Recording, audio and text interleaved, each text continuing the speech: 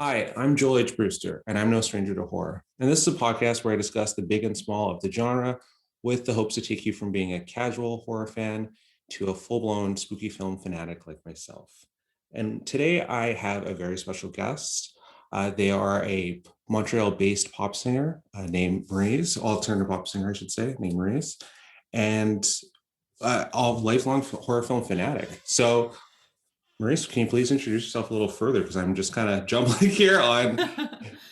Yeah, thank you so much for having me. I'm sorry if there's weird noises. My cat just entered the room and it was very creaky. Oh, that's okay. Adds to the ambiance of it all. Yeah, exactly. Fits with the mood. But yeah, I mean, that sums it up. I'm Maryse. I'm an alt pop artist, singer songwriter in Montreal, and a big love of the spookiness for sure. I think that kind of like permeates my music as well. So Awesome. Yeah. So you came originally from Vancouver. Were you born in Vancouver? I was, yeah. So I was born and raised in Vancouver, and my dad is from France. So people are often like a little bit confused about why French is my first language. Mhm. Growing up on the West Coast, but yeah, grew up in Vancouver in a bilingual home. So my mom is an English speaker, my dad's francophone, and I make music in both languages. Cool. Cool. Yeah, I've been listening to your music for like I'd say since like I started following you on Instagram, which has been quite a bit, well, a couple months now. And Mm-hmm. yeah, it's been awesome. As a monolingual person myself, I like both your French and your English. I wish I knew more French so I could understand your music more, but it still resonates to me in such a way because I really like the sound of your voice and the sound of the music itself. Thank you. That's the biggest compliment, really, is when people who aren't super fluent in French, the songs in French still speak to them, and they can kind of get the mood and the emotion behind it just through, my voice and the track and all that. Because that's what music is. It doesn't really matter what language it's in. If it speaks to you, it just kind of speaks to you on a deeper level. Yeah, absolutely. And one thing over talking to you for the past couple of months, I found that we have a mutual love for the late singer Edith Piaf. And one thing I found that with your Yeah. music and hers that I like to compare is that there's a very cinematic quality to both of your music. And what I mean by that is I can listen to it like obviously individually as a song, but I feel that with Edith's music, and I feel in some sense yours, that it would flow really well with a movie, whether it's horror or whatever the genre be. Because with Edith, like her past, well, even though she's passed for a while now, her Hmm. songs have been in films like Inception and Birds of Prey and X-Men Yeah. First Class, and the list goes on. They just really flow well with movies. And I found that with your music too, that it just has a sound that would sound good with the soundtrack of a film. Oh my gosh, you're blowing me away with flattery right now. Thank you. I'm blushing. Yeah, Edith is like definitely just one of my number one icons. And I think she's kind of the prime example of like so many people who speak various languages, maybe not French, just totally resonate with her voice. Like it's so emotive, it's so emotional. And yeah, like she definitely has a cinematic sound, kind of that older school classic singer. And I was really stoked when you revealed yourself also a big fan of hers. um I think she's kind of underrated. Like she's obviously one of those known classic singers, but I don't think it was until the more mainstream movie of her life, La Vie en Rose with Marion Cotillard, came out, that people kind of like maybe knew more of her backstory and how tragic and just she came from nothing and had such a tough life, and I think that's what comes through in her voice too. Oh yeah, I absolutely do feel like she is very underrated, and I feel like that even the people listening to this may not be familiar with her, possibly, and if they aren't, Mhm. you've heard like her songs are in a lot of movies. They use them for trailers, and it's just one of outside of its own long history of being like beautiful music that it's in such a modern renaissance now that I feel that we're going to hear more of her songs in movies and such.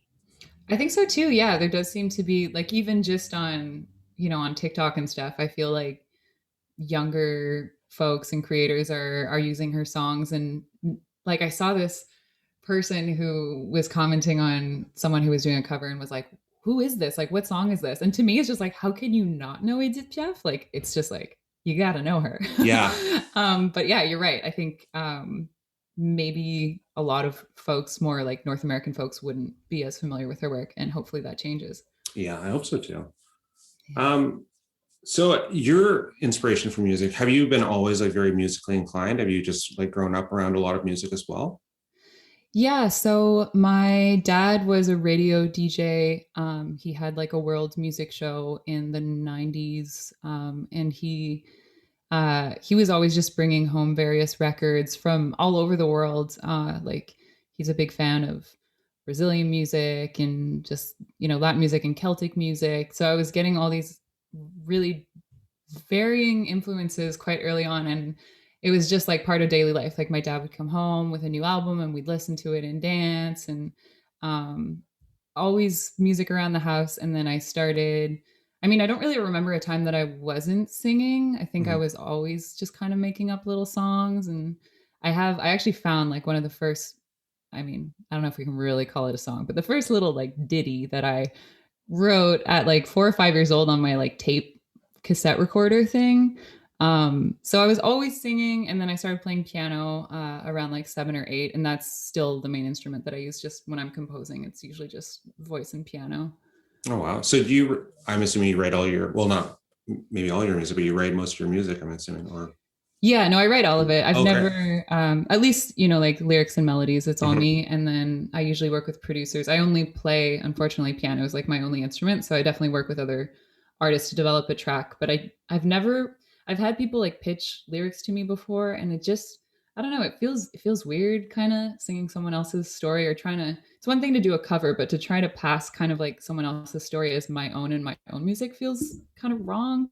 Mm. Uh, That's yeah. understandable because I find that I don't personally know you, but I find that your sound sounds very authentic to you as an artist. And I'm basing that off of a lot of like what I'm seeing on social media as of you as an artist, which has been very, um, I feel that a lot of things you actually share in this way on social media is like personal to artists in the sense that it's like you seem like an artist's artist. And what I mean by that is like you share a lot of things that like I'm not a singer, but I'm as a screenwriter, as like a person that's into film, I really resonate with like a lot of the Mm. things you seem to show to stand for. And from the response back that I can see that you like share back of what people have said from like some of your TikToks that are like funny but serious and such. I feel that like Yeah. you kind of show like a highlight of a lot of things to do with the artistic industry, as well as like how TikTok playlists work and everything like that. That was like Mhm. really eye opening to me. And I didn't know anything about that. So I was like really cool. As like I said, you're like feel like an artist, artist. Cool, thank you. Yeah, that's really nice to hear. The thing with like, especially, I think if you're not necessarily a musician and you're observing kind of people's releases, and just yeah, like there's a bit of mystery to it because you don't really know what's going on behind the scenes. And maybe it seems, because obviously everyone's sharing their highlight reels and all the great stuff that's happening and the great press they're getting and everything. But it's so stressful. And I think for more independent artists, I have, a Montreal label. It's a newer label. It's pretty small.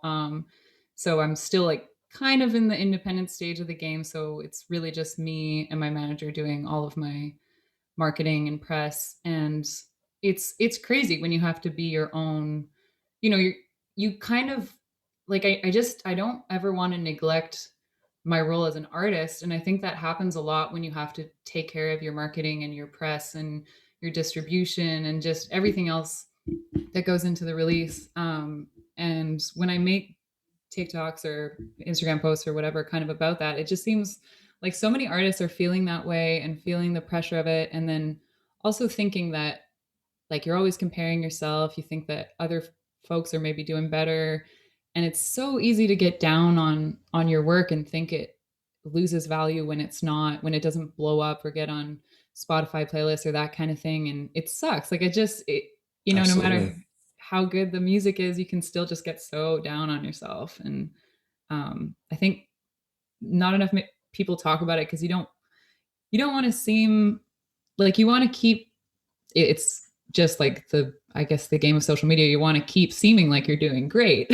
So you Yeah. only keep putting out the good stuff, but it's kind of a lie. And then it makes other people feel bad too, because we're all kind of going through the same thing. Yeah, I find like you have a really good balance that really shows that. And it just, like I said, it talks to me as an artist. And I feel like that it talks to a lot of people as an artist. So it's really, really cool to see. And really, it feels, I feel more connected to your music that way too, kind of when, the way you show it. So it just, yeah, I think it really resonates well. I'm glad to hear that. That makes me feel good. So thank you. Yeah, no worries. Um, so like today we're going to be talking about two different movies, and they were both your suggestions because I did ask you like what movies, what horror movies would you like to Mhm. talk about, and you suggested a bunch of different movies, which was really great because there was a lot of movies I loved on there. But two Yeah. that really stuck out to me was 2009's Jennifer's Body and 2015's The Witch. Two Hmm. different movies, but So very different. similar in the same way. Yeah. They have like so many connecting things that I thought a Yeah. double feature would work really well. Yeah. Um, I love that idea. Thank you for that. yeah, well, thank you for the suggestions. The Witch is one thing I want to talk about first here, Mhm. because just reading up more about you and just some of the things that you shared like before the podcast, that you kind of said you have kind of a connection to like a witchy sort of background. And I wanted to just know a little Yeah. more about that. Yeah. So it's interesting because my mom is Irish Catholic. So my mom's side of the family is very, like, it's not like they're super traditional in their Catholicism or anything, but they definitely grew up like my aunt was a nun and my uncle was a priest. And there was just, a lot of that kind of strong religious backdrop on my mom's side of the family. Mhm, And then my dad, on the other hand, has always like really pushed away from religion. And he, was showing me all these books as I was growing up about just like spiritualism and witchcraft and strong women goddesses and that kind of thing, like very divine feminine, more mystical side of things. And that had a really big impact on me growing up. I just immediately got so obsessed with anything like of the occult and esoteric. And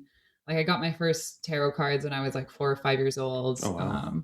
And on my dad's side of the family, like my grandmother, my French grandmother, she considered herself a bit of a witch. And there's always been just kind of that around the family, and some other women on my dad's side of the family. And I don't know, it just, for someone who I didn't really connect with, the Catholic religion, I respect it, but it wasn't for me. But I still felt this kind of deep spirituality and connection, especially to nature, and just this awareness of the magic in the world, and feeling like there was a lot more to this world than just kind of like what meets the eye.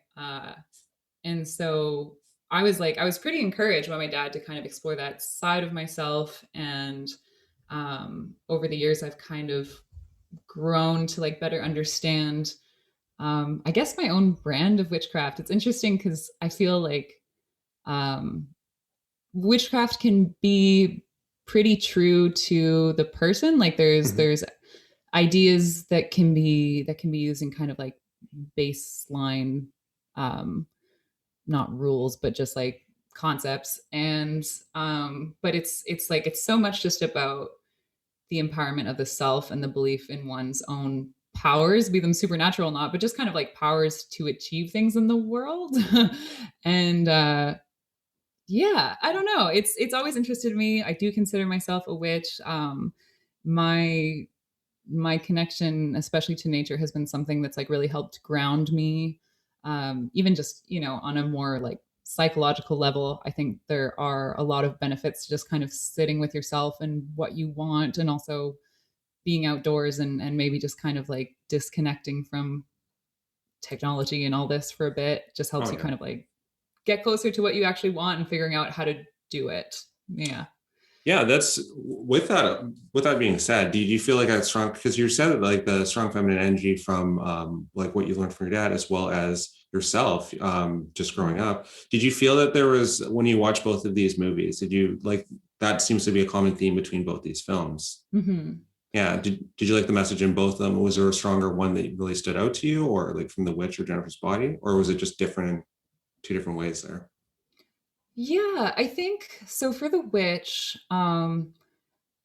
like she's coming into the main character, Thomason, she's coming into kind of her coming of age and her body and like discovering her sexuality, but not really. It's more like the world is like pushing that on her a little bit. But Mhm. I think I really appreciated the sense of empowerment that she gets through the movie. And then, I mean, I think we're not worried about spoilers, right? Is that No, no, no okay? worries about spoilers. Sure. Yeah, Okay. everyone, I hope you've seen these movies. Jennifer's Body came out in 2009. The Witch came out in 2015. So at this Yeah. point, I'm hoping you've seen these movies. If not, please pause and watch these movies. Yeah, please do yourself a favor. Yeah.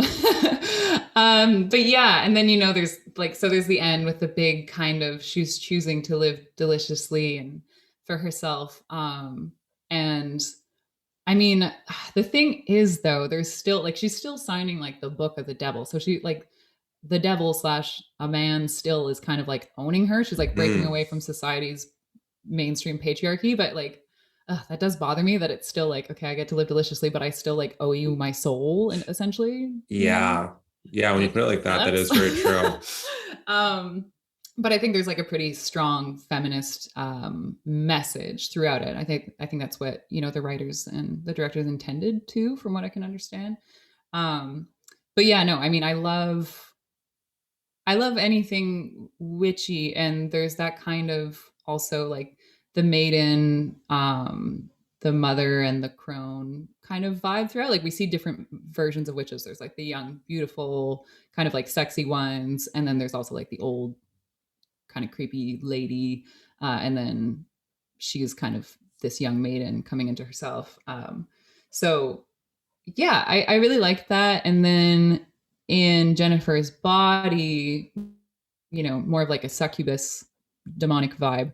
But again, like as much as I really appreciate the feminist bent, and like she's like weaponizing her own sexuality, um, she's still like, as much as she's kind of owning that, like there's still so much of it that comes back to men, and the men who do sacrifice her soul to the devil then like blow up as musicians because that was like their pact to Satan. I don't Mhm. know. It's just like there's always like shitty dudes just controlling the whole situation. Yeah, and It what's really sucks. interesting, absolutely, and what's really interesting to add to that, actually, on Jennifer's Body, is that there was the director, actually, Karen Kusuma, stated Mhm. that one of the biggest problems with what happened with Jennifer's Body is the marketing behind it, and it was an Oh all-male yeah. marketing team. So that was like a really big issue with the marketing of the film, because I think that Jennifer's Body is such an interesting film that it really, because it was one of those things when I was watching it this second time around here,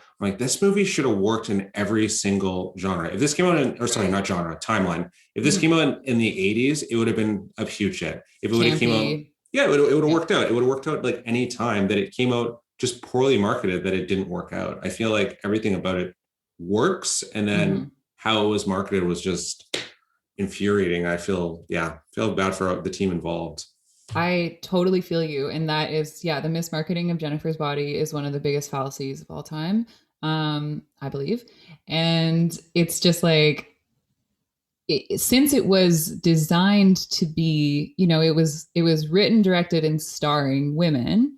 Um, and I think also the audience was maybe, I think that young women kind of got it in a different way, but it was marketed like the poster was Megan on a school desk in like a sexy schoolgirl skirt, and the ad, like the trailer for it was the girl on girl kiss and all that, and that's what it centered on.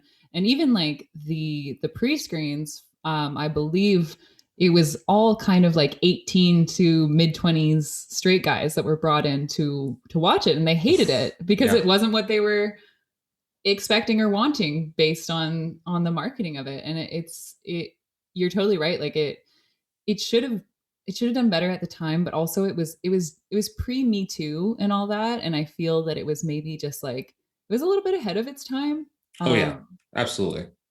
and also like, even like Megan Fox was getting, she had such a hard time back then just with everyone kind of hating on her for being a bad actress or just sexy, and that was it. And like women too, like there's a lot of internalized misogyny with women. I think when there's really, really beautiful women, Mhm. and they're in control of their bodies and their sexuality, and that can be intimidating. And Megan was just getting like trashed everywhere, um, which She, which sucks. she really was. And the thing is with this movie is some of her acting was so good. Like I mean, the She's so whole piece was funny. so good. She's so funny, but so Yeah. played so vulnerable so well too. Like that scene in the van when she's like when they show what happened to her, like when they're about to sacrifice her. When I Mhm. watched it again this time, oh, that was like Really really hard. gut wrenching. It was like a Yeah. hard scene. Like the pleading that she did was just so like heartbreaking.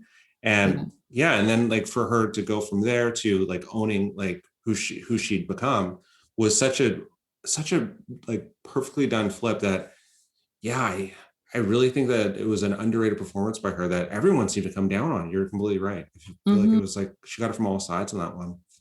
Yeah, and she never really received a role, I feel like, where she was able to properly explore the different emotional sides of, I mean, of herself and of a character. Like she was often just kind of given these very limited, static character parts.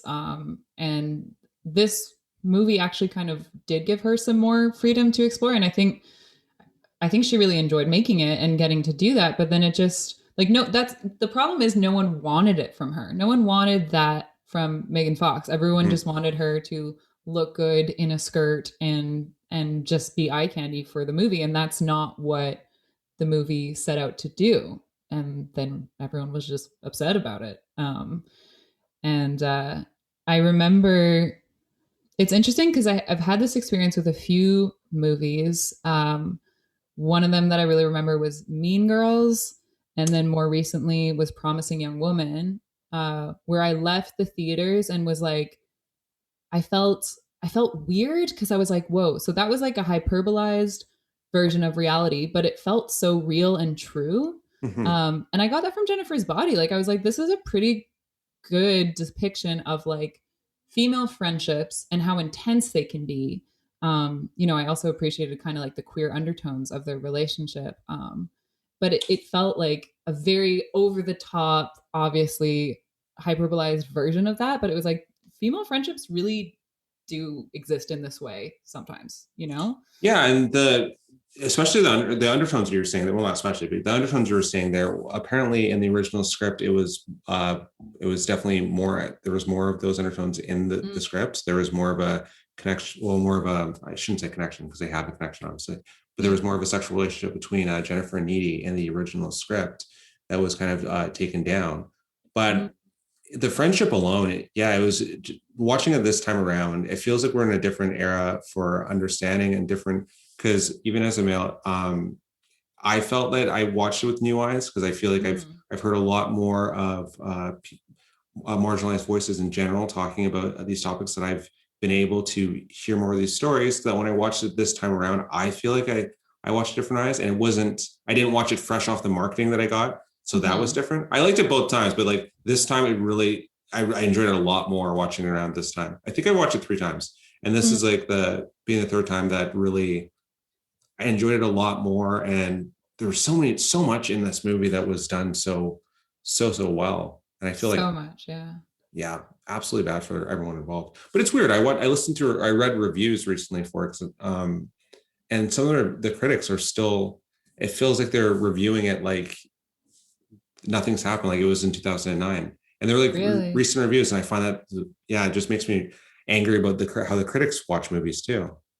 Absolutely, yeah. And I think it wasn't really until maybe like 2018 where it started being like re-reviewed as more of a cult classics, feminist type, like revenge horror type of film.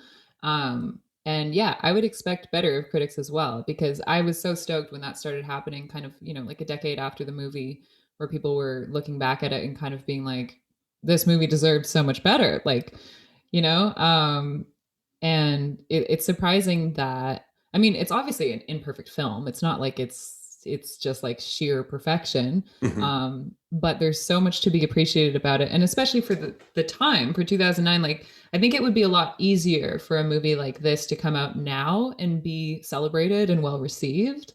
Whereas at the time, there wasn't that much quite like it. And I think that's why people were so confused. Oh yeah. Yeah. And I don't know, like because I bought it on DVD. That's how much I liked it back in 2009 or 2010. And I remember kind of like trying to convince my roommate to watch it, and she was like, "Isn't it just kind of like, Megan Fox being hot? Like, isn't it, just kind of for guys?" And I was like, "No, like I understand that's what you think it is, but you got to watch it." And yeah, when she watched it, she was like, "What? That was nothing like what the trailer looked like," Yeah. Um, yeah, and yeah, just the different elements. Something about it that really stood out to me as well, just being in the music industry, is that so Low Shoulder, the band that comes to the town and plays the show and then kidnaps Jennifer and sacrifices her. Um, they're like there's such a snapshot of the era of kind of like emo indie rock, like soft boys. They're kind of wearing eyeliner and singing these kind of romantic Yeah. indie rock songs. And then I love the juxtaposition of, instead of it just being like a grimy, gross kind of like douchey band, it's these kind of nice boys who are actually still really shitty. Oh, absolutely. and that to me like encapsulates as well, just kind of being around, because like, in 2009, 2010, I was a teen and I was into all these bands. And then like I would meet them sometimes and I was like, oh my God, these people are terrible. Like I really like their music, but they're still just like misogynistic and trying to take advantage of like teen fans. Yeah, and Um, I feel like a lot of that stuff's more, or a lot of those stories are coming out more of like those quote unquote good guys. Um, yeah, I was gonna say a name here of it's my podcast, I guess I can do it. Like Joss Whedon do would be a good it. example of Mm, like who was the guy that wrote, like, you know what I mean, a lot of like the feminist stories. So everyone thought that he mm-hmm. was feminist, and then his ex-wife came out and said, no, he's actually pretty terrible. And Yep. everyone disregarded what she was saying. I was like, she lived with him. She Mm-hmm. knows. And it took a while before people actually started to really understand that, like, no, like he's actually a terrible guy and he's been terrible to women and everyone he's worked with for a while.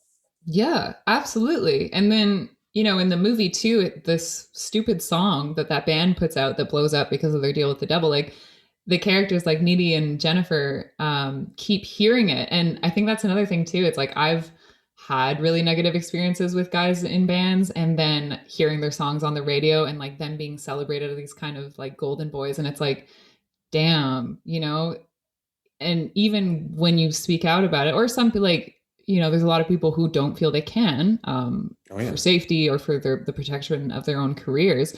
And it really is this kind of weird psychological torture to have to hear abusers music like on the radio and through the town. So that's another thing the movie did in a really interesting way, because it's like this song that keeps like haunting them, and that like at some point Jennifer's like, I fucking hate this song or something Yeah. like that. um yeah. And on that note, kind of cycling back to the witch, there's also this theme of, like you were saying, with the Josh Whedon, his wife wasn't really listened to. And there's this theme of women having to, it's like you don't even start off at the base point of being believed. You have to like prove yourself that you're not guilty. So Thomason, she's being accused of being a witch. She's being accused of somehow seducing like her brother or whatever, and she's kind of like backed into a corner by her family. And it's so unfortunate that like the default is often not to believe women, and women have to like work so hard and fight so hard to prove themselves as innocent. Yeah. And Yeah. on top of that, even within her family, with the cup being stolen, which was really interesting, her dad being silent, even though he knew that like she didn't actually steal the cup, was really interesting to me, of like males like being silent during that time. Do you know what I mean? Because like that cup was stolen, he did it, but at the same time, he didn't say a word and just let her get like Mm. completely destroyed through like just from the mom. But that was a good like metaphor in a sense of just people being silent when they know there's a problem. I thought when I watched it this time around.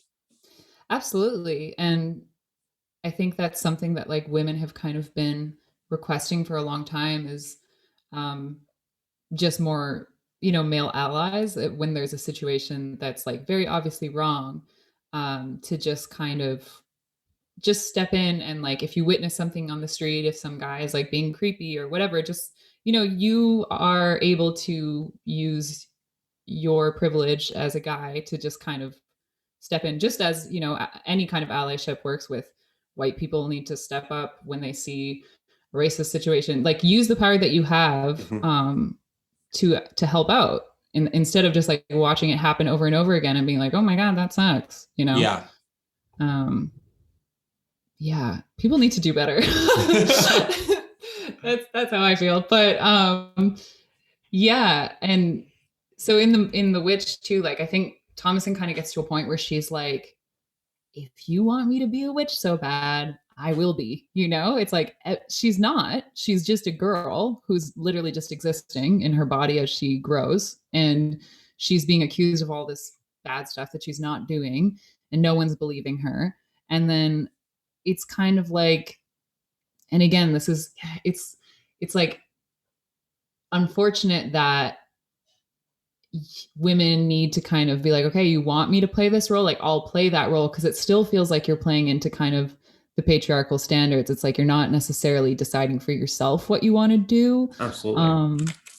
And so yeah, like I love that she just like fully, it's like I'm gonna live free and deliciously and float up into the sky naked at the end and be Live her best crazy. life. Yeah, and live your best life. Like that's awesome, but it's like, why do you still belong to Satan? Yeah. Like, In a strange modern connection to this, Little Nas X, I feel, kind of did the same thing recently. Like that oh was, yeah, it's like a weird connection to that same way that like he was been for being gay, right? He was being told like you're gonna go to hell, you're gonna go to hell, and he made a video about going to hell. And it's like a exactly. weird connection that way. But yeah, it kind of feels like that was like Thomason's story like before that.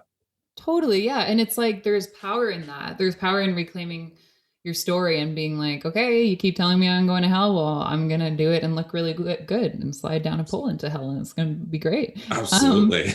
But at the same time, it's like, yeah, it almost is like resigning yourself to what you've been like set up by society to be or to do. And so it's I didn't leave the witch feeling fully satisfied.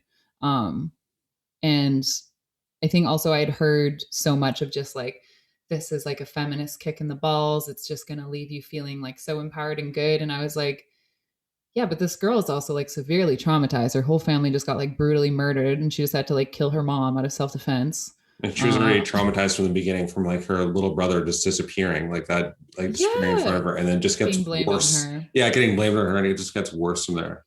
Yeah, it's. I just also realized that I said Josh Whedon instead of Joss Whedon, and I say that all the time, and it's going to haunt me if I don't clear up that I know that it's Joss. So yeah, and but anyway, yeah. So she obviously she's been set up the whole time for not for failure, but just for her fate. Like, she at the time, especially women didn't have much autonomy. It's not like she was going to get the job of her dreams or even be able to explore that. It was just like, you're going to be a wife and a mother and whatever. We might sell you to another family. So, of course, just becoming a witch and living deliciously sounds way better than that was her best option. That was her best option. And it still sounds fun, but she didn't have any other real, great options out there, unfortunately. No, absolutely not. One of the lines that really stuck out with me this time in The Witch was when Black Phillip said, "Wouldst thou like to taste? Was thou like the taste of butter?" And that was a reference to the Catholic Church declaring that eating butter was a sin in the 15th and 16th century. Oh, I didn't know that. Yeah, and that was like one of those things when I looked that up, when I saw that line, I was like, "Wow!" So even eating butter, like that was crazy. The devil's like, "Also, would you like some butter?" Little butter on your toast? Yeah. Like, yeah, you know what? I do want butter. Throw some salt on it. Yeah, my family's got, I want butter. Give me butter. Yeah, no, you're totally right. And I didn't know that. And I think what's so interesting about the movie too is it's almost like a historical fiction since there were journal entries used for the script writing, right? Hmm. And like that's so cool too because I believe that some of the diaries and stuff that were used to develop the script were from a teenage girl, and if that's true, it really, like, they've demonstrated the paranoia and the claustrophobia of it so well, just like the fear of witches, but also the fear of being a witch or being declared a witch because you have no power over it really. Um, if the town is pointing at you, being like, she's a witch, like that's kind of it for you, Yeah. you know? Um, and I actually I want to read into that a bit more and see like what the official entries were that were used because that's such a cool concept too. I don't know if I've seen another movie that's done that. I haven't really either. What I'm gonna do is I'll track those down and I'll put them in the show notes. But Yeah. one thing that you really said there that really stuck out with me is just the fear. That's what everyone just had, is just constant fear. They just lived in absolute paranoia, which kind of resonates with right now of a lot of people living in fear for obvious reasons, but and the reaction to it, right? Mm-hmm. Um, and we can see that fear does some terrible things to people. And that's not to Sure. excuse the people that are accusing these women of being witches, because Mm-hmm. there's no excuse for that. But yeah, living in that fear of everyone around you is a witch, whether or not a lot of those men or the townspeople even believed that, Mm-hmm. that's maybe another thing too. But just that living with that fear, if you did believe that, that's got to be horrifying. And then also to be, waking up every day and worrying about being accused of being a witch is just absolutely terrifying. For sure. And I mean, I think that fear, especially, you know, for marginalized groups, it keeps people quiet because you don't want to be that loud person that steps out of bounds or is too this or that or whatever because you're afraid of being condemned or being whatever, like maybe fearing for your safety. And like fear is such a powerful weapon to just like keep people quiet. Oh, absolutely. um and it's it's scary. Like that's one of the scariest things of all, I think, is just to feel afraid. Yeah. And the movie shows also just that powerlessness. Like she really has no control over what people have decided for her or decided that she is. And like, you know, around women's sexuality too, I think there's a scene where her brother's kind of like looking at her chest and feeling kind of weird about it. And I didn't like quite realize as much of more through reading up on it. I realized that they, you know, they were kind of trying to portray that he was like wrestling with his feelings of like sexual desire for her or her body, or just, you know, I guess he's pubescent and that's developing. And then also a couple weird moments with her dad, and her mom accuses at the end that she was like seducing her dad or something like that. But again, like women just existing, um and this comes back to Megan Fox and in Jennifer's Body. It's like just existing as a woman, people can be like, oh, well, you know, she's a whore or she's whatever, she's corrupting men. And it's like, she's literally just existing in the body that she was born into and is probably like trying to like understand it too as it grows and what it means. And it's just, it's insane how much even like my own identity with my body, and I think a lot of women too, like so much of it is decided for us, Mhm. and told to us. And rarely do you really have the ability to just kind of just exist and be yourself and explore your body and your sexuality without so much of it coming from the outside world kind of depicting it for you. And the internet has not made that any better, obviously. Like it's just like you can do anything on, like, the second you appear online, it's you're being too modest, you're not being modest enough. It doesn't matter what you do as a woman online a lot of times. From, again, I'm speaking from perspective of, from my understanding. I'm not uh yeah, I can't really speak for Oh, but you're myself in there. right. Yeah. True. Um, yeah, and I think that's happening. I mean, right now, unfortunately, not proud of France for this one, but you know, there's some new stuff coming out to not allow women who wear a veil or Muslim mothers to accompany their children on school trips, or women under I'm trying to remember, I think it's of 18 or older, like can't wear the hijab, or sorry, under 18 can't wear the hijab in public. So it's like there's a control of either telling women they need to cover up more, or that they can't wear something that covers them up Mhm. either, you know? Yeah. Um, yeah, this is happening in 2021, you know? Um, so as much as we have come forward, the fact that France is able to ban women under 18 to wear hijab if they choose to, like that just blows my mind. I mean, that's also a lot of Islamophobia and just uh France being very, I mean, I say this as a French woman, Mhm. like very afraid of the other, and being really into the concept of laïcité, which is like no religious symbols, no nothing. But yet, like, I live in Montreal, which is the French speaking well, in Quebec is a French speaking province of Canada. It's supposed to be no religious symbols anywhere, yet we have a huge lit up cross on the mountain in the middle of the city for all to see. But that's Yeah, okay, you know? exactly. It's like no religious symbols, like not the cross. We don't mean that. We mean the Yeah. rest of the religious symbols. We Like, mean everything okay, else. Like, let's yeah, face it. We yeah, know that we're just talking about like Catholicism and colonialism is fine. Anything else? No. yeah. Um, yeah. That took a bit of a tangent from the movies, but No, no, no. I was gonna actually I have a connection to that with the movies. With horror in general, I find that there's always a good way of just showing how things kind of stay the same. Like we can understand from watching The Witch that like when you watch that as like a film that takes place in the 1600s, mhm. that those same fears of the other are still there, right? Even in 2021. And I find that like it's a good, the genre itself is perfect for that because I know as a lifelong horror fan, as you being a lifelong horror fan, you see a Mhm. lot of that too. That it's a genre that can really show you like the problem with like how people have fears like that, or even like Get Out without talked about racism. It's just yeah, it's jarring that a lot of these things are happening in 2021, but it's weird that we have so many different like artistic examples to show you like how this happened, or we even like have the technology to show us the history of how we've been living the same way for a while, and yeah, people still are not changing. The France one Mhm. is just yeah, really jarring to me. Yeah, and that's something I appreciate about horror. And sci-fi too is really good for this, but just particularly with horror is showing, this kind of really amplified, almost unbelievable version of the true horrors of life. Mhm.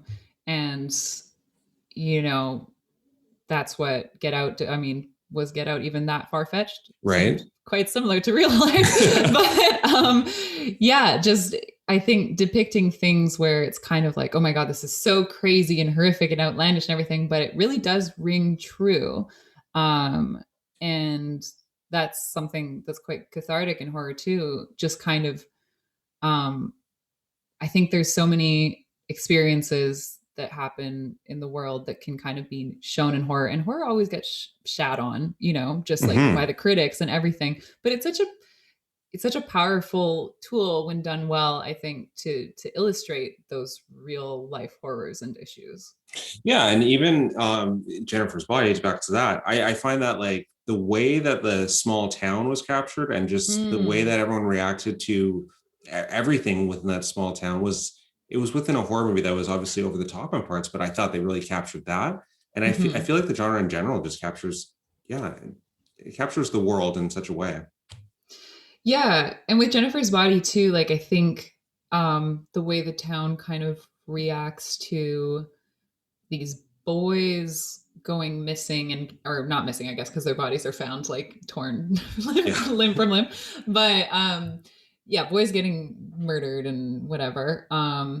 There's this huge like outpouring of support for these kind of, like, I think one of the guys is kind of like a star football player or whatever, and these golden boys, how horrible it is.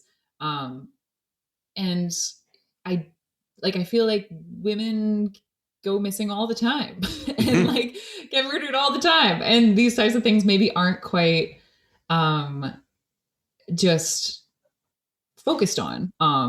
So it's interesting, as you said, with that kind of like small town vibe. It's like, oh, our golden boys are going missing. We must be vigilant and careful. But it's like, where's that outpouring of support when like women are going missing off the street? You know, it's like, oh, Absolutely. she was asking for it or Yeah. something.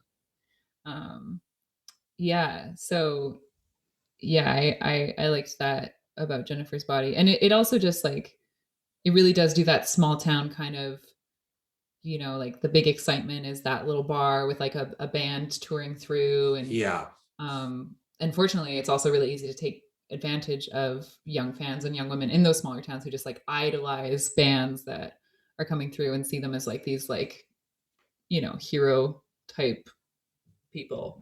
Yeah, and it was a really because we're talking about how this movie came out a little late is or sorry a little early as far Mm-hmm. as the Me Too conversation.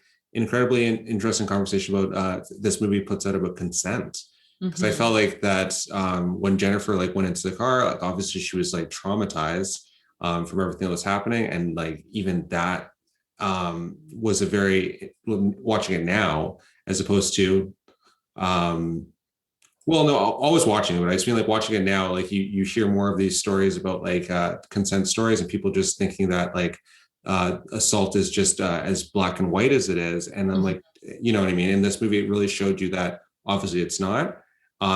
Obviously it never has been, but I mean that in a context that I think that the societal conversation about assault in general is that it's like very Mm-hmm. black and white, and this movie really showed you the gray area of it. And like you said earlier, from like the nice guys, quote unquote. Mm-hmm.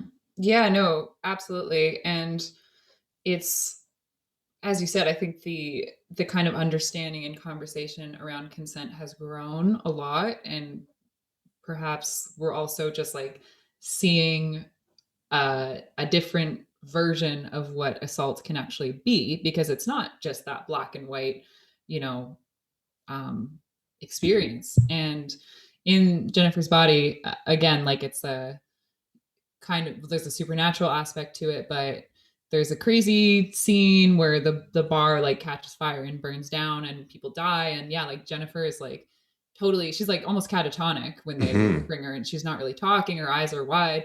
And that's kind of like a version of just being like really drunk, you know. Yeah. You can't make an informed decision on if you want to go into these weird dudes van. And she's not like, yeah, I want to go. She's kind of like just like stumbling around and being like pulled into the van. And I think that that is like, obviously in this movie it's for sacrifice that she's being kidnapped, but it could have easily been, you know, sexual assault or anything else. And um, it, it felt also like, as a survivor of sexual assault, I think it really was a really accurate depiction of this kind of, you know, seeing, because my experience was also with like kind of soft boy indie rock guys. And so I was like, damn, yeah, this is like, this is why it's so hard as well for women to be believed, because it's like, oh, she was the kind of town floozy or whatever, and there are these like nice music boys who are doing so well in the careers. You don't want to like mess that up. Yeah. You know what I mean? And I think that in that sense too, the movie was ahead of its time. Like we weren't really seeing these discussions of consent and the kind of like wide scale that that can span across. Absolutely not. And I feel like that this time around, and I feel ignorant that I didn't catch it more so the first or second time around, but this time around I was watching it obviously more critically, writing notes. That yeah, the conversation for this being a metaphor for like a sexual assault as opposed to like even a murder, I think it was Mm-hmm. like very clear because yeah, her being catatonic going in there and the pleading was just like oh so much more Mm-hmm. gut wrenching. This especially for the type of movie it is too, because it seemed like it was just a kind of a fun horror comedy, like it's Totally. booked as a horror comedy. And that whole scene of her in the van with the guys and just the panic that because she kind of comes out of it being a little Yeah. catatonic there, and her Mm-hmm. coming out of it, um, yeah, it's just absolutely gut wrenching to see there. And I think that Megan Fox was going through a similar thing in her life. She hasn't like fully opened up about her experiences, but she's alluded a lot in interviews that she kind of feels like if she were to speak out as a survivor, people just wouldn't believe her, because it's like Oh she yeah. was kind of just so objectified at that time that it was like, oh well, of course something would happen to you, you know, looking like that or something. So she's like, I think I watched an interview, I think it was last year, with her and Diablo Cody, about the movie, and just that she was bringing a lot of her real life experiences and what was going on to her at that very moment, like into the movie. So I think that that emotion really came through a lot in that particular scene, and it did feel very raw and real and, you know, vulnerable. Yeah. It's watching it this, like I said, this time around was yeah, really hit. Um yeah, Diablo Cody is such a talented writer too. I think that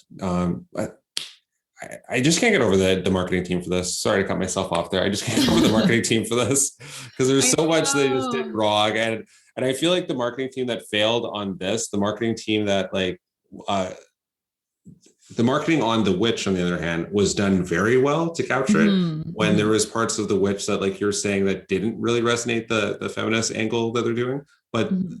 the actual marketing of the movie was just done incredibly well. So it Yeah. really got people to watch the movie because it just had a witchy kind of element in it that it really kind of it got people more interested in that sense. As Yeah. and it kind of put it out like it was going to be like more of a feminist movie than it was. So I feel like the marketing teams for this movie should have switched. Like A24 should have Oh my distributed gosh, Jennifer's yeah. Body.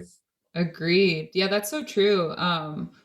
And also I think with The Witch, what was, I'm trying to like go back into my headspace of when I saw it in theaters in 2015. I think there was like a little bit of mystery around like who the witch really was. Like in the trailer, you're not particularly seeing, like, you know, the baby disappears. Like that was part of the trailer. Remember, Right. right at the start, I think, when she's doing the kind of peekaboo and then the baby goes missing and you're like, oh my God, like what happened? Um, and there was this kind of question of like, is she the witch? Is there really any witches at all? And it's kind of fun to also go into a movie like not totally certain about it. And then so early on, the movie was like, oh no, this is a real ass physical Yeah. witch, like, or witches in the forest. And like, that was that was really cool as well. But there's still these kind of moments where you're catching yourself, I think, through the movie where you're like, okay, so is there actual witchcraft? Is this goat actually speaking to the children? And then like straight up at the end, Black Phillip like is Satan. Yeah. Like, Yeah. very just like blatantly. Um yeah, so the marketing of it was done super super well and still kind of left a little bit open ended, whereas for Jennifer's Body, the marketing was just straight up like, this is what you will receive. It will be a kind of like teenage boy fantasy, and then it just wasn't that at all. I heard Diablo Cody was saying when she sent this kind of like defense of the movie or the trailer to someone on the marketing team, being like, okay, so I know you want it to be sexier, but this is like what I'm really trying to do. And like, what do you think should be kind of like the main thing? And the response to her email was just Megan Fox hot. Like, just Oh focus my on Megan God. Fox hot. Oh And she's like, I still have that email. And um yeah, like I think that really this movie is made for young women. Like to me, that's what I kind of got, especially with the, I think it's like, you know, a teenage girl friendship can be one of the most intense experiences ever. Like, you know, thinking like of movies like 13 or that kind of thing, like this all mhm. encompassing kind of undying, I'll do anything for you love for your like teenage best friend. And it does sometimes go deeper than just friendship. And this is a movie that explored that in an interesting way without ever blatantly being like, oh, Needy is in love with her, or, you know, there's some kind of like sexual chemistry or whatever, but it's there. And that felt like super real. Yeah. And it's interesting too, like the first line in this movie, and I wrote it down because it stuck out so much, and then it sums up exactly what you're saying, is hell is a teenage girl. It's the opening Yeah. line of this movie. And like that kind of sets you on the journey of, you're saying that I feel like that alone was really should have, like when the marketing team saw that, heard that line alone, they should have kind of known that the movie wasn't you're not trying to market this to young boys of Megan Fox just being hot and her making out with Amanda Seyfried. There was more to this movie, and it was more about that teenage girl experience than what they tried to. For sure. And like you could almost imagine the movie if it didn't have these two kind of like leading lady actresses that had, I mean, especially Megan Fox, this kind of reputation preceding them. And people kind of had this idea of like the character that like the sole character she could ever possibly be. Mhm.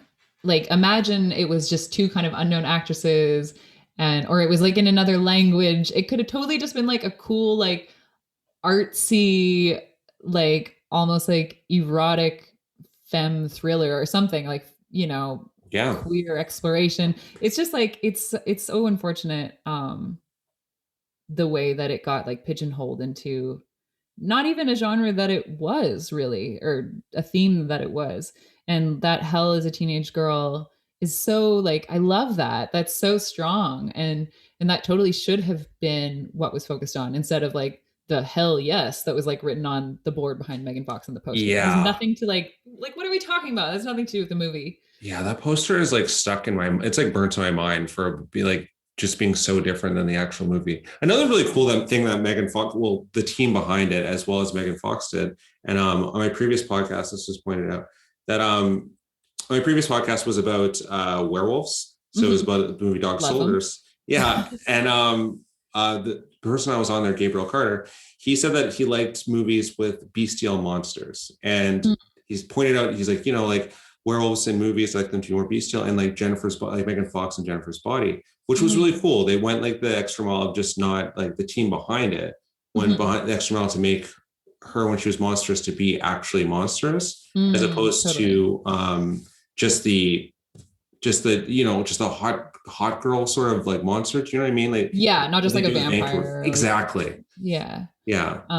Yeah, that's super true. And because she like is scary when she's in her monster mode. And I think it was like both prosthetics and some CGI.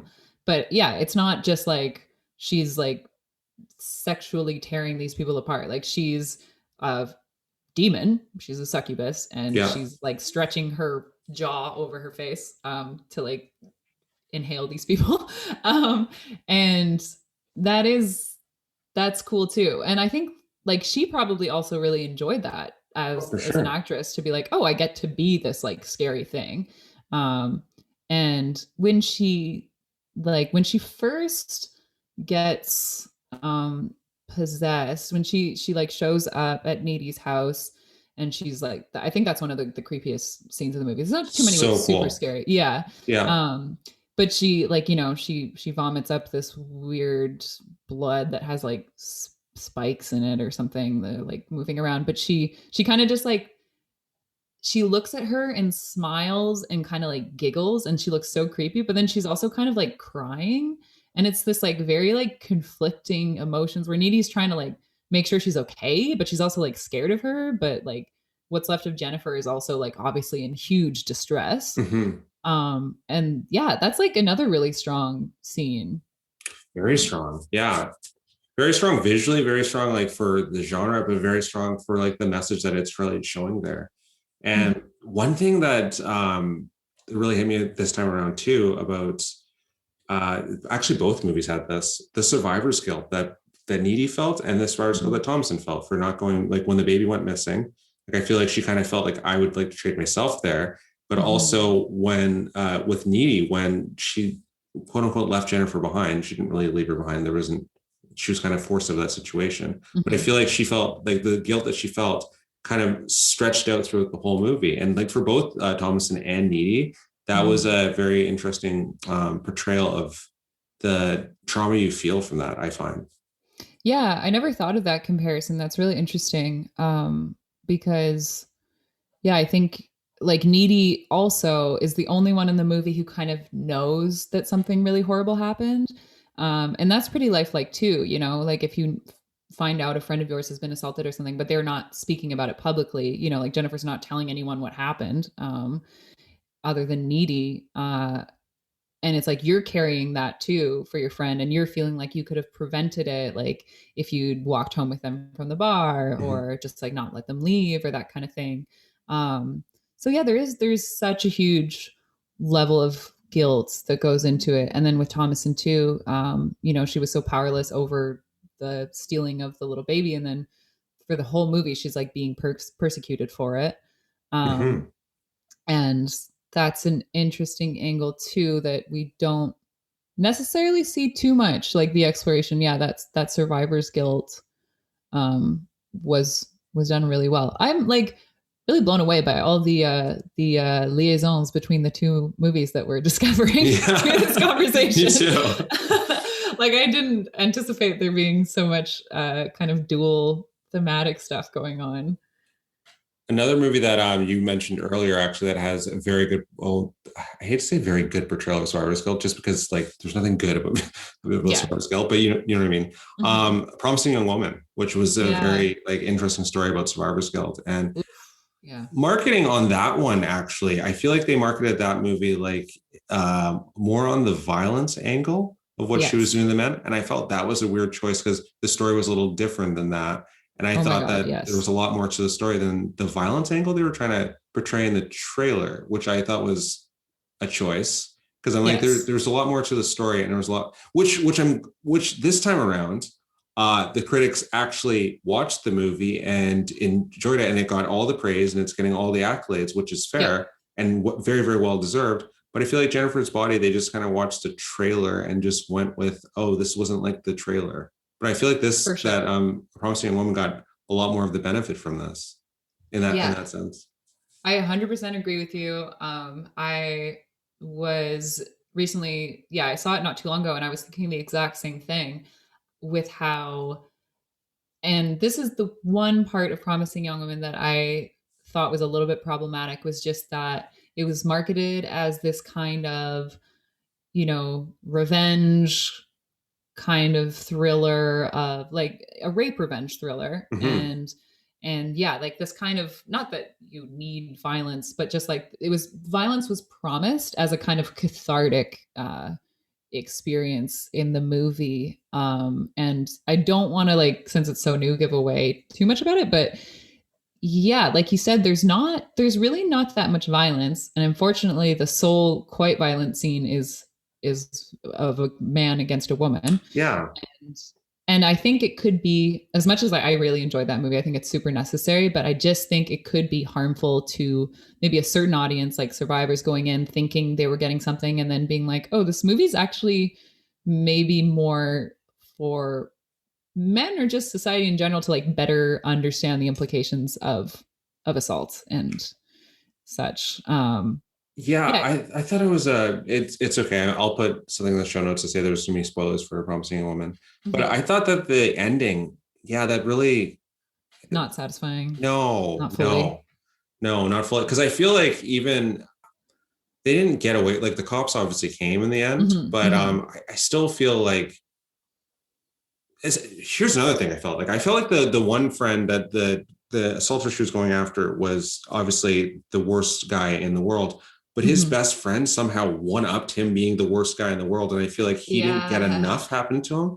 And I was like, obviously, it just showed you that there was numerous very terrible men involved in this, but I Yeah. felt like his best friend was just like somehow worse than the worst guy. Like I don't get me wrong, the assault obviously being the worst act in the film, what he did to her best friend, Mhm. but yeah, I didn't think there was enough justice done to his friend.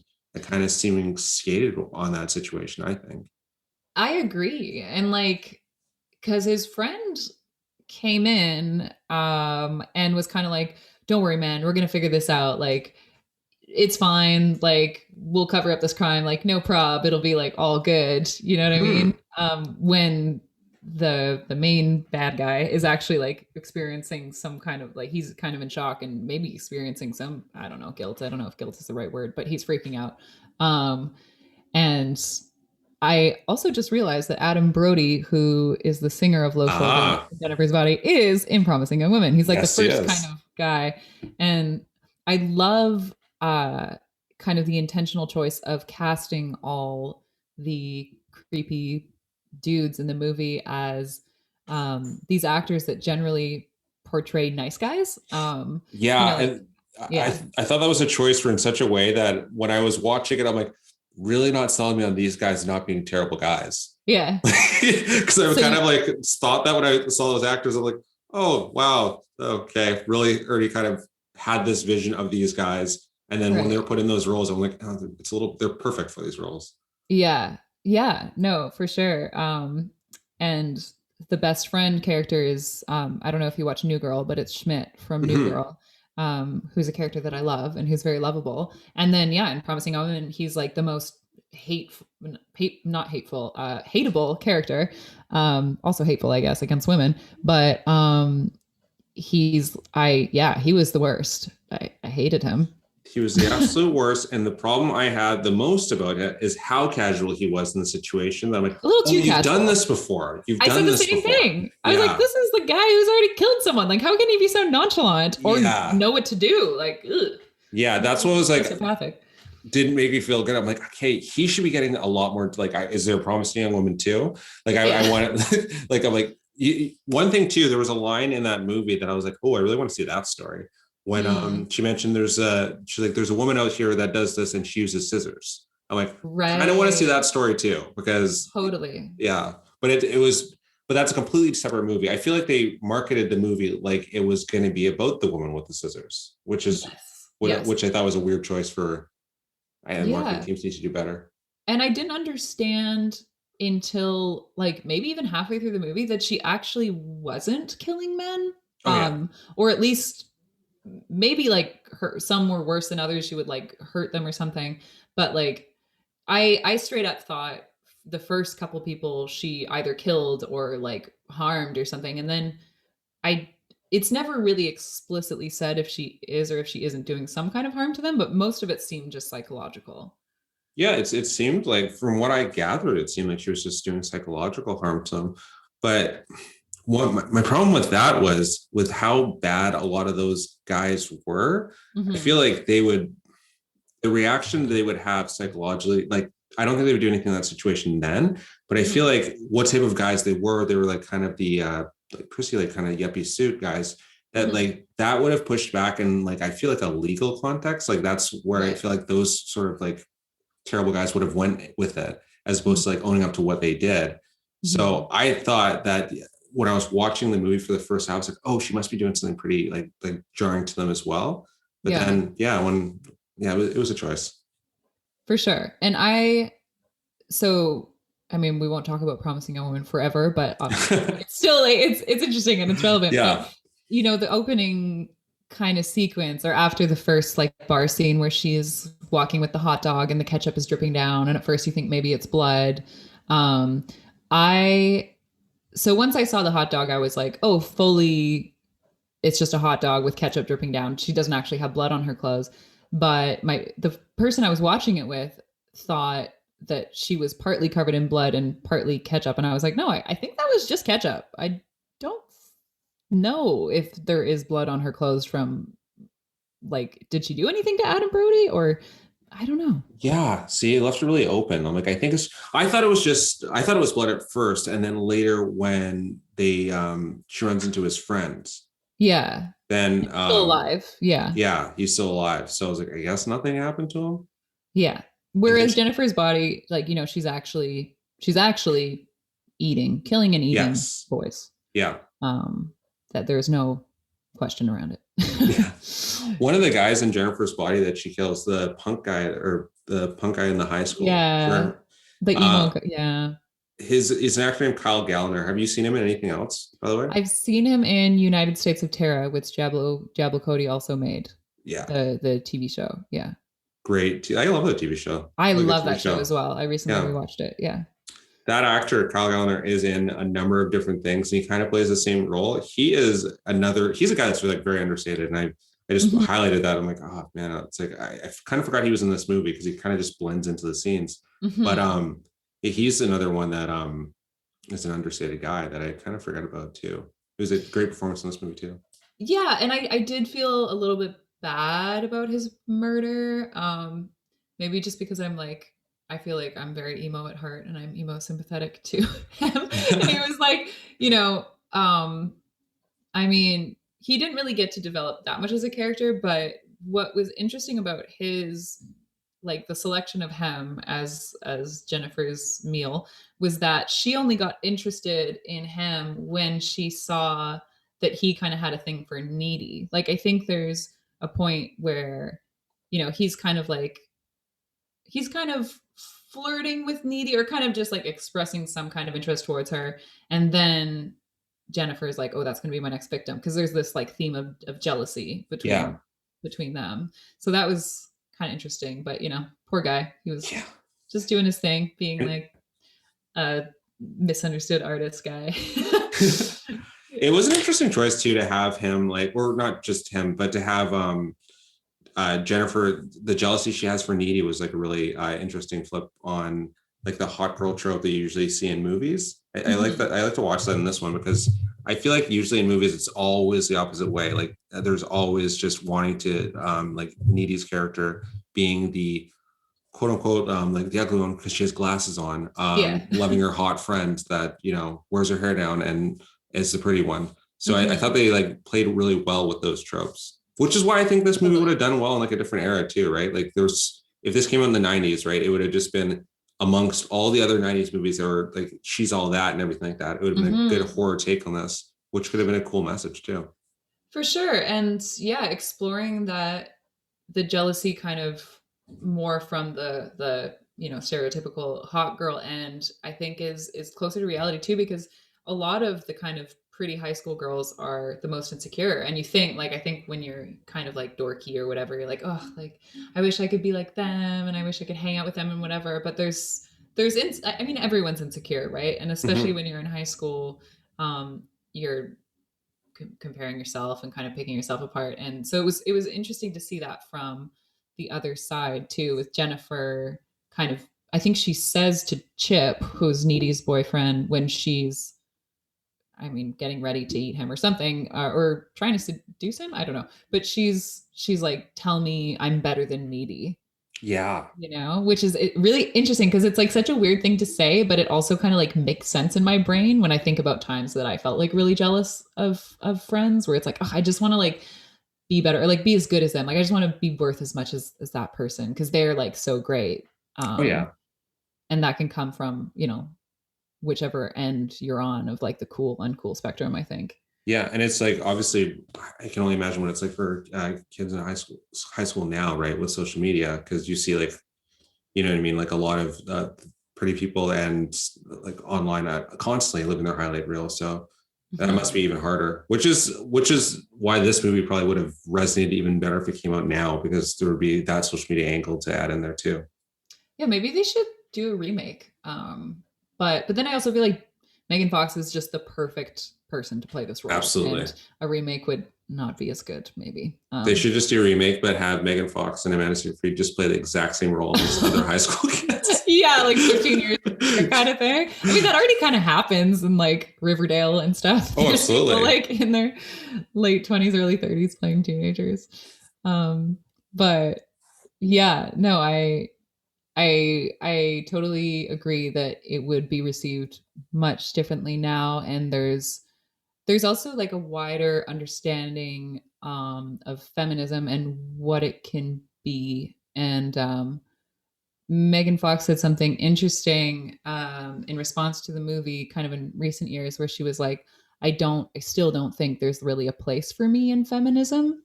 And that's so sad, because anyone should have a place in feminism, like man or woman or anyone in between. Like if you want to be a feminist, if you believe in equal rights of, all genders, then you should get to have that place. And the fact that she's still feels now like, as she's in, I know she's a mom, she's a little bit older, and like she still feels like she can't find her place in feminism. That's so sad. So sad. So sad. And it feels like everything that you see about Megan Fox, like in interviews I've seen of her, she just seems like really like switched on, really like just completely different than how we have her marketed to us in general, like from Hollywood, which is just, a little infuriating. And I feel terrible for her that she doesn't feel that way. There's a place for her in feminism. That's awful. I know. Yeah. And I think she went through kind of a time too where she just didn't really want to be seen or go out or anything because she just felt like essentially people would like throw stones at her. Like she was like, I'm going to be condemned regardless of what I wear, or like my body will either be like too big or too small or whatever. And she had like a pretty serious breakdown where she just was like, I don't want to be perceived, which is something I relate to. Sometimes you don't want to be perceived. Like, Yeah. just want to exist, you know? Yeah. Yeah. Which circles back Um, to, and I'm sure we're gonna wrap up here soon, but which circles mm, back to uh what you were saying about Thomason and the witch when she was just like existing and her brother like couldn't stop staring at her, which is something I feel like I don't know how I didn't catch as much of that this the last time around. The mhm. first time I saw it, but like this time around, I was like, man, poor Thomason. She's just like her every waking moment is just so awful throughout this whole movie. I know. And especially at a time where, she's like, I think she's a teenager, so her body is changing and this and that. And that's a time where girls are so vulnerable. Like, we'll essentially believe anything that we're told. If it's like, oh, well, you're a slut because you have boobs, it's like, okay. And you like internalize that. Mhm. Um, and yeah, Thomason just unfortunately never really stood a chance to be like an autonomous human in society. Yeah. Yeah. Oh, actually, I did have this one more thing I wanted to point out about these movies that I think you'll appreciate too. Yeah. The use of animals in both of them was really interesting to me. There was that first kill Mm. when Jennifer kills that quarterback and all the animals are Yeah. all around them, and then obviously the animals in The Witch are just more obvious Mhm. to the whole story. But the use of animals and spirituality was really cool. That was a really cool visual I thought in this one. Yeah, I totally forgot until you said that. Just of like, there's like a deer and like an owl or some kind of bird that like lands down when Jennifer is about to kill. And that, yeah, that struck me as interesting where it's kind of like her power is like resonating within the natural realm with like yeah, like animals are kind of like gathering around, like because animals are so in tune with if there's a storm coming or whatever, they kind of act a bit weird or kind of know Mm-hmm. something's coming, so they can kind of sense this um I mean earthly or unearthly power that's like about to take place, which is pretty cool. It was really um cool. yeah. I was saying the trope they usually do in movies, right, is like the animals like all scurry away or a dog will bark. But like this one, they Yeah, did an absolute flip on that. I thought that was really cool. Even maybe with they the were tired of like douchebag quarterbacks too, and they're like, we want first row seats for this. yeah, Yeah. absolutely. Um, yeah. So one thing I keep on saying one more thing. Sorry. No, I could talk about this forever, I so know, me I'm too. down. One more thing I was going to say about The Witch, and I have a connection to your most recent song, Too Late, is Mm, that I feel that both The Witch, for the time being, that the era which it's talking about and takes place in, and your song Too Late, I feel like they both captured an era, even though they're a modernized look at them. If mm, that makes sense, like I feel like your song Too Late has kind of like an 80s kind of sound to it, like an 80s like sort of bop sound to it. But yeah. obviously you wrote it like now during the quarantine. And I feel like that with Robert Eggers making of The Witch, that it has kind of it looks like it was like shot in obviously the 1600s and it's spoken in that way. And they just Mhm. really captured the look of it. So where I was going with this is your song Too Late. What made you choose to have that sort of 80s sound, and like what made you really able to capture that? Yeah, I wrote it.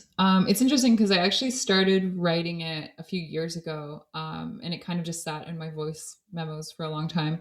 But I just like as soon as I wrote it, I just heard it with this kind of like '80s drum machine type beat, and super synthy. And one of the kind of inspirations for the song was that Solange song that is oh my god, now I can't remember the name of it, but it came out kind of like early 2010s maybe, and it was oh my gosh, I can't remember the name, but it's like oh my god, I'm not gonna sing it right now. Okay. But there's a Solange track that she did that kind of has this like 80s vibe that I really loved when I started writing it. And I think the 80s, I mean, like I wasn't around in the 80s, but they're a fascinating time for me, and this kind of um super fun, like don't take yourself too seriously, even in music and film. There's this kind of I feel like people had just yeah, let themselves have more fun. And the track, like especially with the music video for it, um, we just went full out 80s and got into costume and created some pretty fun characters kind of inspired by John Hughes movies. Um, and it's like, I feel that through the pandemic and quarantine, something that I've kind of come to better understand is that, you know, the world could literally end at any second. Hmm. So you might as well just go all out and have a good time and like be a little campy and just get into it. Because why not? Like people also enjoy, you know, fun, entertaining stuff. And most of my music is maybe like a little bit more serious or like darker. But yeah, with this song, I mean, it's still portraying kind of just like feeling stuck and helpless in life and a lot of self-doubt and fear, but juxtaposed with this like hopefully super fun and uplifting track, and just going full out 80s felt right for the concept because there's a lot of It's like sad 80s bops, you know? yeah. It Yeah. did feel like really like it was a lot. The song's really fun, but the video as well is just you guys look like you had so much fun shooting that video. Like that just looked like an absolute blast. Thank you. Yeah, it was the most fun. And I was filming with my like childhood best friend. And I just in all my videos, like I'm so serious and brooding. And then in this video, I just kept cracking a smile. Like a lot of you'll see like the end of the scene will just be me smiling. We had to like cut it because I would start laughing. Oh, Yeah, and it was so much fun. It was also my first like self-directed video, and like there's pretty obvious plot holes in the development of it, but it was a lot of fun to create for well, sure. that like adds more to like the campy 80s, like 80s-ness of it all. So that's really cool. Thank you. Yeah, we did our best. We had a lot of fun. One more thing before I keep on saying one more thing. I'm honestly, I could 10 more talk to you things. forever. Two more things. This has been great. Yeah. I would like, I obviously have to bring up that there is another connection between Jennifer's Body and your TikTok. In Jennifer's Mm. Body, uh, Megan Fox character Jennifer calls herself the Snowflake Queen. Oh, I forgot about that. Yeah, and just to bring it to your TikTok, like really briefly here, because that's kind of like how I think that's how I first heard of you. I think Oh, cool. your Icicle Queen's TikTok was like obviously going all around, and it's one of the funniest things ever. If you haven't seen it, anyone Thank listening, you. it'll be in the show notes. It's one of the most random. I saw it quite a bit before I actually shared it myself, and I was like, oh, these are so funny. What made you? How'd you come up with Thank that you. concept? I'm sure people are gonna want to know that. Oh my God. Okay. The icicle video literally changed my life. Like it brought more attention to like my music, I think, than I have in all the years that I've been doing it. But um I yeah, okay. So the very first icicle that I filmed was because I was going to see an apartment viewing, and there were these insane icicles positioned directly above the entrance, and they were so ominous, and there was like, you know, 10 people waiting outside to go in. And I was like, this could literally just fall on someone's head and murder them. That's really scary. So Yeah. I filmed it. And then as I was walking home, I was like, oh, there's kind of icicles around the city of all various sizes. So I just filmed a few icicles. And it's funny because I already knew for everyone what I was going to say. I was like, oh, this is just a little icicle. Or this one, like if it falls on you, you'll be like a porcupicicle. And it just, I don't know, it just flowed so easily. I think that we have a bit more time and space to develop weird creative ideas. And then I'm French, and I live in a French city. So I was like, why don't I narrate it with a French accent? Which ended up being controversial because a lot of people thought that, I mean, not like seriously controversial, but a lot of people thought it was my real accent, and then saw my other videos and were like, you were catfishing us, like so Oh, mad. that makes sense to your catfishing video after all. Yeah. And I was like, oh my God, can you? And I mean, I'm sorry to say, but a lot of the folks were American. And I just think that maybe like, because French here, everyone kind of speaks French, and it's Yeah. like not that interesting, but like there was also just a lot of dudes that were like mad about it. And I was like, why are you so What? offended? I wasn't trying to trick anyone. Like No. I was just, now I feel bad. Oh my God, I love Americans. Are you kidding me? Like my partner is American. No hate at all. But I think just the Frenchness is maybe like a bit more foreign in some way or something. So they assumed that I just actually had a French accent, which I obviously don't. Yeah. And then it took over my life, and there was like media reaching out about it. And I somehow gained like 35,000 followers. And I was like, okay, what do I do now? More icicles, I guess. Yeah. Yeah.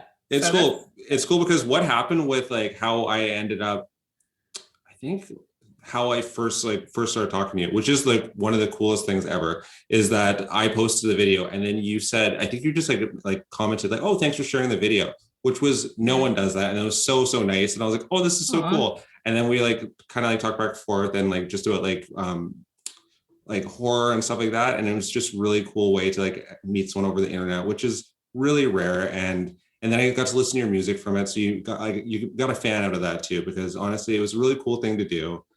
Sorry for the Thank ice pun. you. And yeah, it was really cool. It was a really awesome way to meet you. Oh, well, I'm so glad. And like I was immediately stoked to start chatting with you because yeah, more horror friends all the time. A lot of people don't get horror, and it's nice to connect with folks who love it and who you can have interesting conversations like this one with, because I think a lot of folks just kind of think it's stupid or empty, and clearly there's so much to unpack, you know? Absolutely. Absolutely. Yeah. Well, I'll definitely have to have you back on the show like another time here. Not one more time, but another time, or for as many times as you'd like. We can discuss Yeah, some I'd other love to. movies. But as I let you go here, where can we find you on? I know where we can find you online, but where can the fans follow you, find you online here? Yeah, so I'm Maryze Music at Maryze Music on all social platforms, and on Spotify, Apple Music. I'm just Maryze everywhere, Maryze. And yeah, I'll be releasing more music over the coming months leading up to my debut album in October, probably, because October is the best month. Nice. Yeah. And you were going to, because I didn't touch on this, and I definitely should have, so I'll just touch on it now. You were going to go on tour, but like unfortunately with the pandemic happening, that kind of stopped you there. Yeah. So with the world opening back up, hopefully you'll be able to get on tours like as soon as the world can open back up there. Yeah, and let me like reiterate again that I love the States and I love Americans, because now I'm like, oh no, I sounded like No. hating on Americans. But no, yeah. So the tour that I had to cancel was there were European dates and a US tour, which I did my first one in 2019, and it was amazing. And this was going to be, you know, like bigger and better. So unfortunately, in 2020, had to cancel that, and hoping that, you know, it's so hard to say, but hopefully in the fall or next spring, because our vaccination rollout is a bit slower in Canada, unfortunately. Yeah. But just ASAP, I want to get back out there, because there's nothing I love more than just playing in new cities and connecting with new people. Miss it a lot. And yeah, just fingers crossed that that will be possible sooner rather than later. Yeah. Well, my fingers are definitely crossed for you. I hope that obviously we get our vaccines in here in Canada so you can get on that tour. Because if you come to BC, well, come back to your hometown. I would love to come see you on tour here. Yeah, I definitely will let you know when I'm coming out that way. For some reason, I thought you were based in the States, so Oh. I was like, oh God, he's gonna hate me now. But No. I remember now, yeah, that you are in BC, which I try to come back to as much as possible, and we'll definitely let you know when that happens. All right. And I'll definitely share your tour dates. To find me online, I'm at West Coast Strange, at West Coast Strange on Facebook as well as on Instagram. And yeah, this has been another great podcast here. Well, not great on my behalf, but like great on my guest's behalf here of No Stranger to Horror. You too. Thank you so much. All right. Thank you so much. And I'll talk to you everyone Thank you later. for having me. Thank you.